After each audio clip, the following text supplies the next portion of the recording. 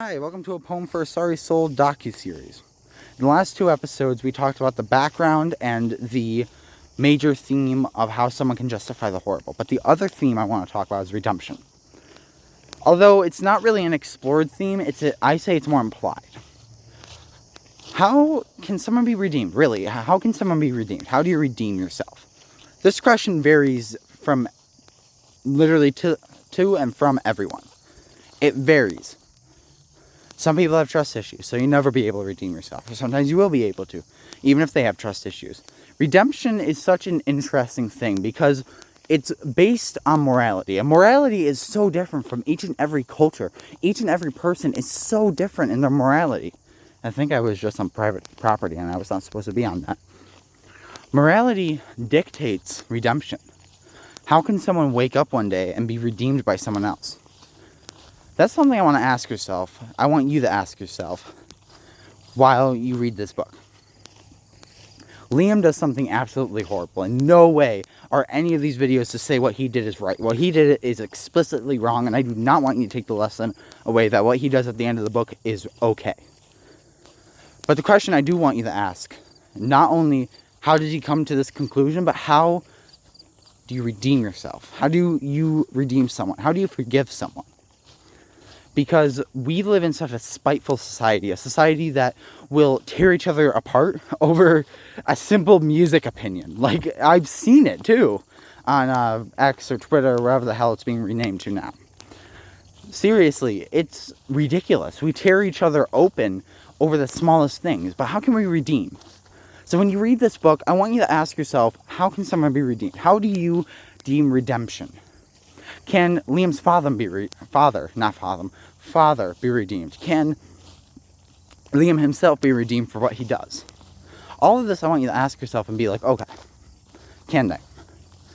When we come from a place of understanding and not punishment, not only do we better understand the situation, but we can actually help someone become better. Redemption shouldn't be this term that nobody knows. I don't think it's necessarily looked at as bad because no one has ever told me redemption is bad, so I'm going to say that's not. But what I am going to say is that I want people to start looking at each other and being like, how can we become brothers again? How can we understand each other? When we understand each other, then we can look at redemption and be like, how can I redeem myself? Liam does a lot of things to try to redeem himself before he does the horrible thing. One of the good examples is that his adoptive sister that he ends up writing a letter to, he tells people multiple times, which just touches on another theme I'm going to get into later. But he tells people he's not in his right head. He needs help. He's going to do something horrible. But everyone ignored. So, one thing I've noticed about tragedy is that everybody ignores each other. People try to redeem themselves. People don't just come to a decision. A lot of times people cry out for help. Sometimes it can be as little as putting a song on that is really sad or depressing, or sometimes it can be as big as writing a whole ass thesis. There are cries for help that we ignore on a daily basis. I'm in a flower field right now. I'm look at this. This is beautiful. It's so hard to talk when all this pretty stuff is around me.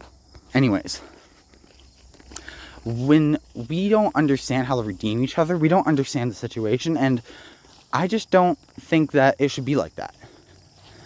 I think that if we actually took those cries for help, or people try to redeem themselves or save themselves, maybe that's a better term, save themselves, then we actually create a better society.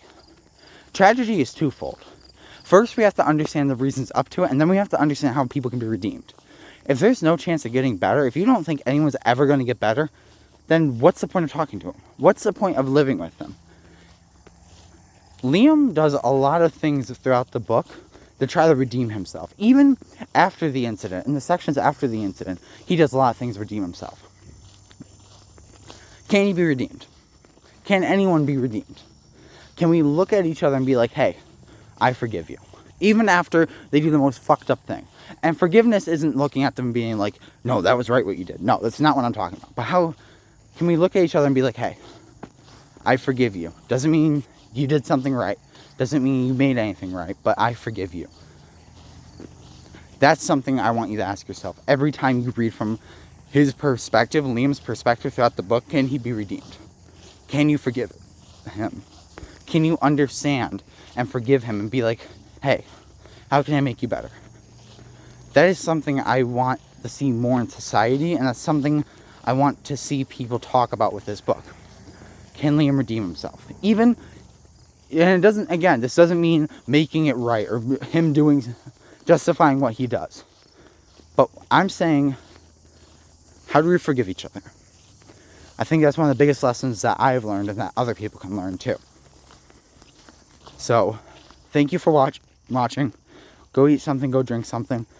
I'm going to warn you now, the next 2 episodes are going to be extremely heavy because we're covering 2 of the major topics in this book. I'm stepping away from themes and questions of philosophy. So go eat something, go drink something.